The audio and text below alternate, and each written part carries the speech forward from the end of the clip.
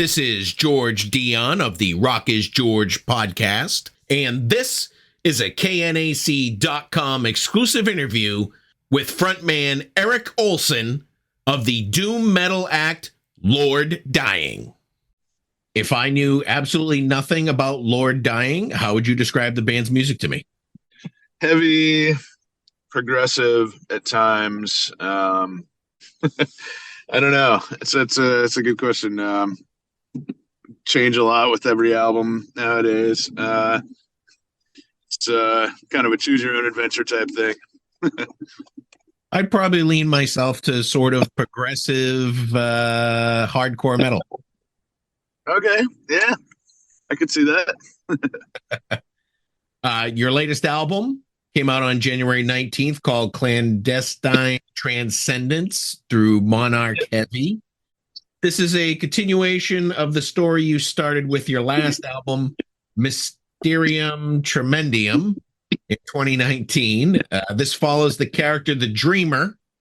For those that may not have caught the first album, can you recap the first part of the story?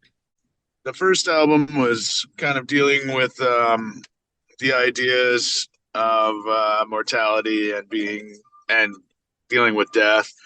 And there is a central character we call the Dreamer that was supposed to be like an immortal being that wants to die because it's tired of living and wants to die. And then Clandestine Transcendence is everything that happens after death.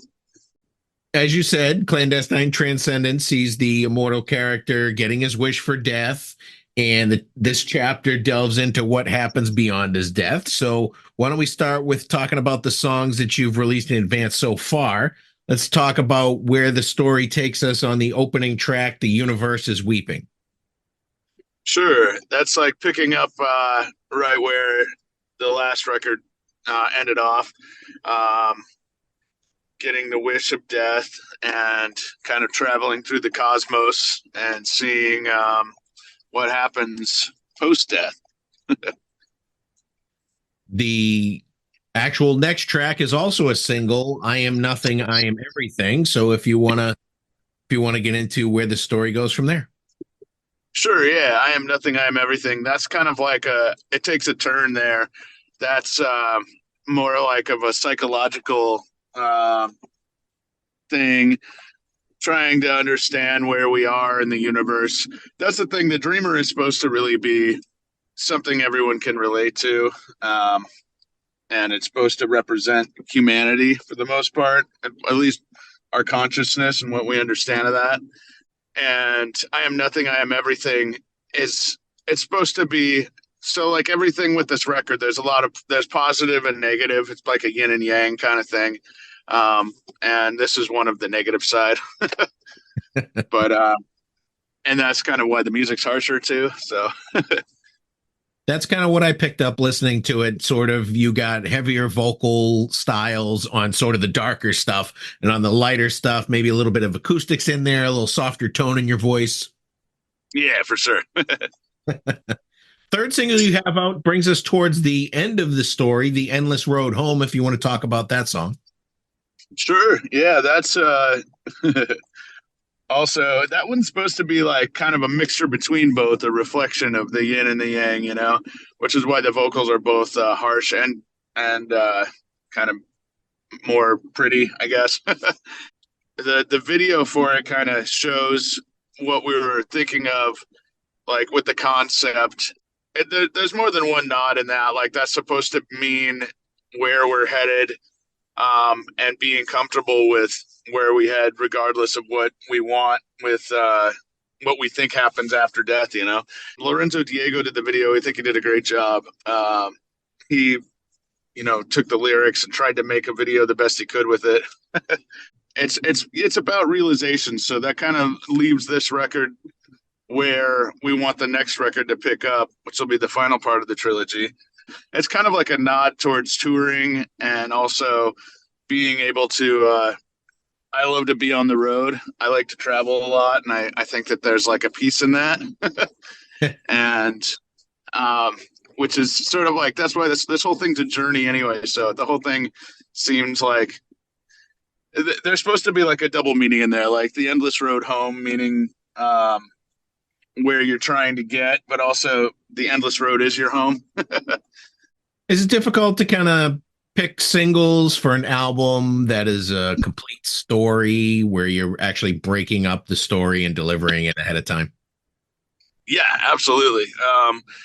Yeah, in fact, I had somebody else ask me if there was one song that would represent the whole album, and Chris and I have been doing a lot of interviews, and both of us have been asked that, and we're like, not really, because the idea of the record is to listen to it in its entirety. So, and everything's so different, it's hard to think of like one thing that represents the whole record, and it's breaking up the story, and then musically everything is so different. It's supposed to be one giant piece of work. Are there any books or movies that kind of inspired you to create this Dreamer trilogy? I wouldn't say anything right offhand, but like Chris and I both have always loved 70s prog records, and also sci-fi. So sci-fi and horror, which I think kind of is a good way to explain our existence. And this is giving a good example. Like this was giving us a good platform to try to delve into those ideas. When I think of an immortal being that can't die, I mean, my mind automatically goes to Highlander. Ah, sure. Yeah, Highlander's great. You got two brand new band members for this album. You have bassist Alyssa Maucere. Maucere, yeah. We'll start with her. How did you end up discovering her and recruiting her for the band? We've known her for a long time. She's from Philadelphia, and we met her when we were on tour. I think the first time we were on tour with Crowbar in 2014, I think, and met her there. And then we were back again with Toxic Holocaust, and she came back again, and we remained friends. And then I think around 2018 or so, she moved to Portland. And when we were touring on Mysterium Tremendum, we knew she'd moved here and started a band actually with our founding drummer, who played on Summon the Faithless. And we had them open our show at the end of the first headline tour for Mysterium Tremendum, and she played guitar and sang, and we were blown away. And wanted to ask her if she would be into playing bass and doing vocals. So she was into it, and now it's been, like almost 5 years. So it's working out good. And your new drummer is Kevin Swartz. How did you end up finding him and recruiting him for the band? That's also kind of a tour story too. When we were on tour with Weed Eater, we had the first show was in Atlanta, and we had the day before that we were there, and our friends in CONAN were on tour, and they were playing a show with Serial Hawk, who's also friends of ours from Seattle.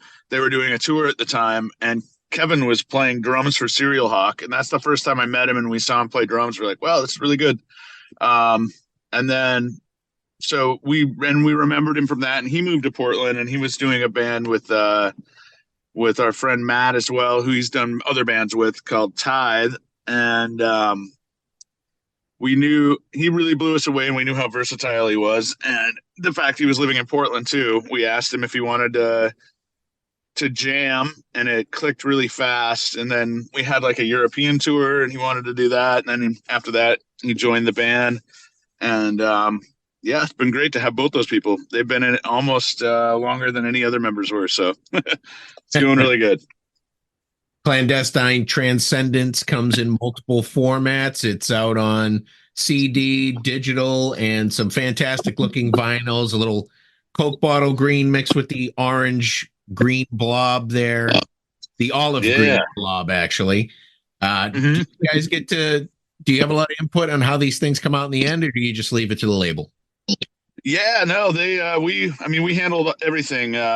We handled all of the artwork, the packaging, and they asked us to pick I think they asked us to pick almost 20 different variants, and we're like, that'd be crazy if you did 20 variants. And I, to be honest, I need to ask them. I'm not sure how many have actually been done. So it's weird because I'm seeing different things for sale, and people have been tagging us with different colors that I haven't seen for sale too. I'm like, okay, I guess they exist. I don't know how to get. I guess there's like an exclusive record store version of a gold vinyl.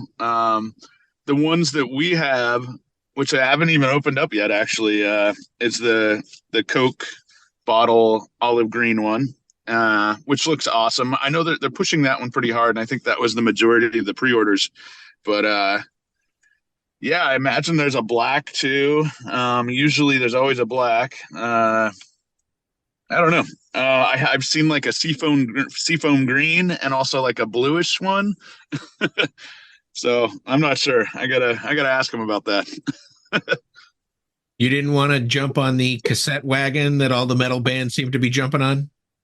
Well, we had discussed it, and we still might. It's an option for us at any time to make those.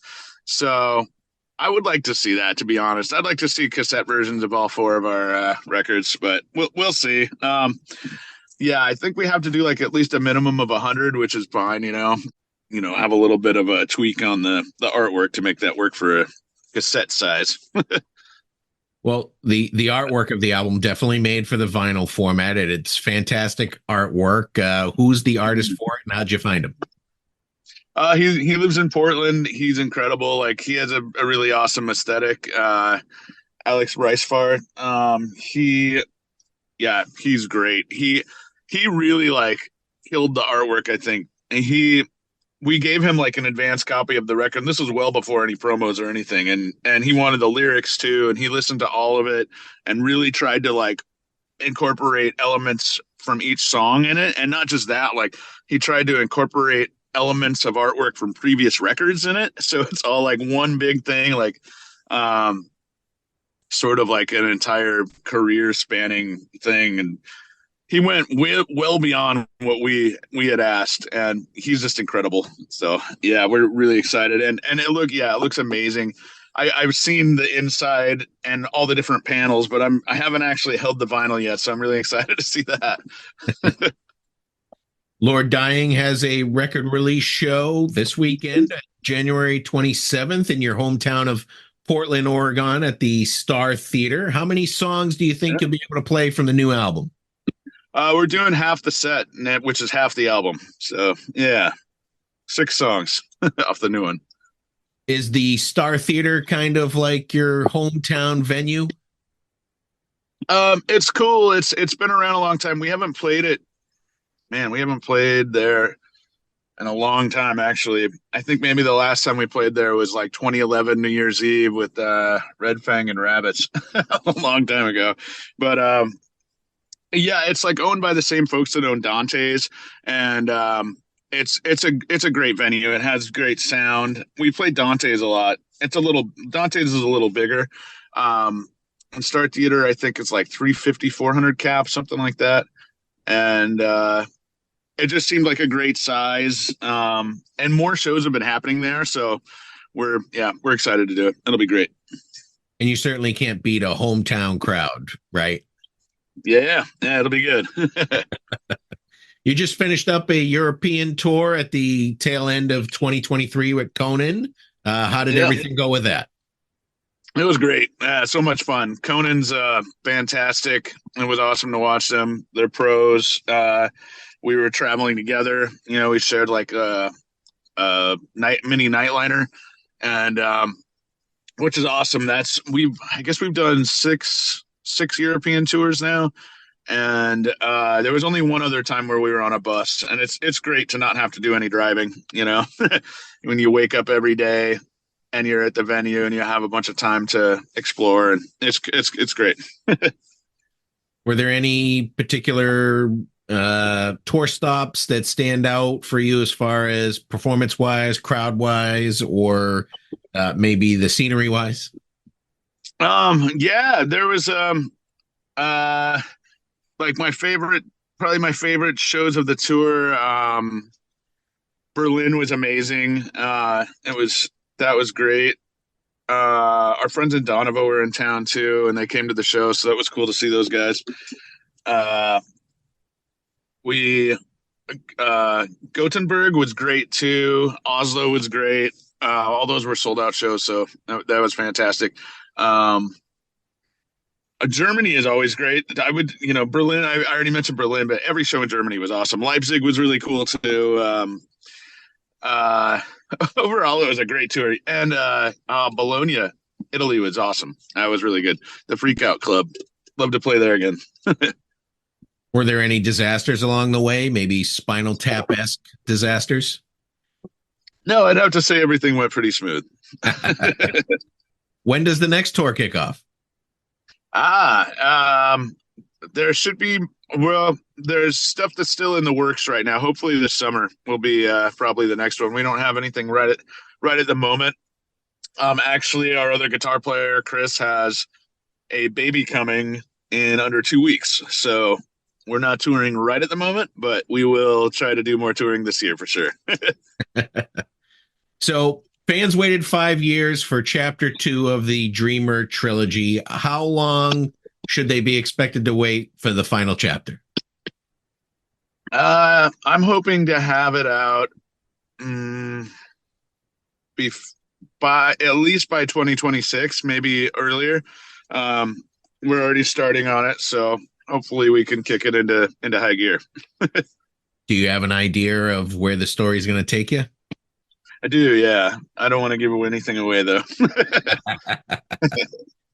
Before I let you go, how did you settle on the band name Lord Dying?